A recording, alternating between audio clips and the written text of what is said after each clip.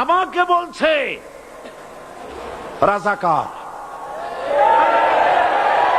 শুনে রাখো চট্টগ্রামের লক্ষ লক্ষ জনতা, পার্লামেন্টে যখন আমাকে এই কথা বলা হয়েছিল, আমার পার্লামেন্টের কলিগ জাফরুল্লাহ চৌধুরী সাহেব বসে আছেন এখানে,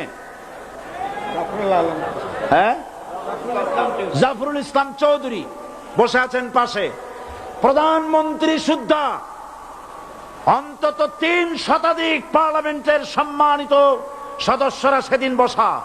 1997 সনের বাজেট বক্তৃতা যখন আমি করতেছিলাম, ডক্টর কুদরতে খোদা, নাম রাখছে কুদরতে খোদা, আসলে গজবে খোদা। এই লোকটি নাস্তিক, ইসলামের চূড়ান্ত দুশমন।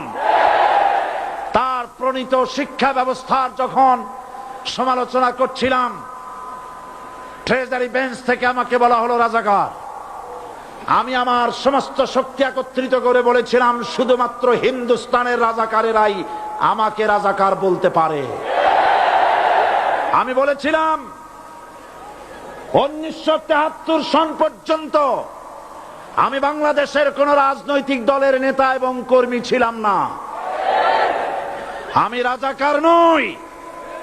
আমাকে রাজাকার বলে যদি তাকেও প্রমাণ করতে না পারে, 10 কোটি টাকার মানহানি মামলা দায়ের করব। আমার এই বক্তব্য সারা দুনিয়া শুনেছে। পার্লামেন্টে আমার এই বক্তব্য রেকর্ড হয়ে আছে। সেদিন 3 শতাধিক পার্লামেন্ট মেম্বারের কেউ আমার চ্যালেঞ্জ গ্রহণ করেন নাই। যে কোনো ব্যক্তি পার্লামেন্টে গিয়ে আমার বক্তৃতা দেখে আসতে পারেন। এরপরে 1997 সনের 7 অক্টোবর দৈনিক জনকণ্ঠ পত্রিকা যখন আমার বিরুদ্ধে লিখলো, সেই পত্রিকায় সাইদির ওপেন চ্যালেঞ্জ 8ম পাতা, 1997 7 অক্টোবর, এত বড় 2 কলমে হেডিং। সেখানে আমি বলেছি, বাংলাদেশের সকল সাংবাদিক, গোয়েন্দা বিভাগ, বাংলাদেশের সকল বুদ্ধিজীবীকে আমি আমার পিরোজপুরে আমন্ত্রণ করছি। আমার উপস্থিতিতে যদি কেউ প্রমাণ করতে পারে বাংলাদেশের স্বাধীনতা যুদ্ধের বিরুদ্ধে আমার কোনো ভূমিকা ছিল, সজ্ঞানে স্বেচ্ছায় জাতীয় সংসদের সদস্য পদ থেকে পদত্যাগ করব। 3 বছর পার হয়ে গেছে, আজ পর্যন্ত কেউ এই চ্যালেঞ্জের মোকাবেলা করে নাই।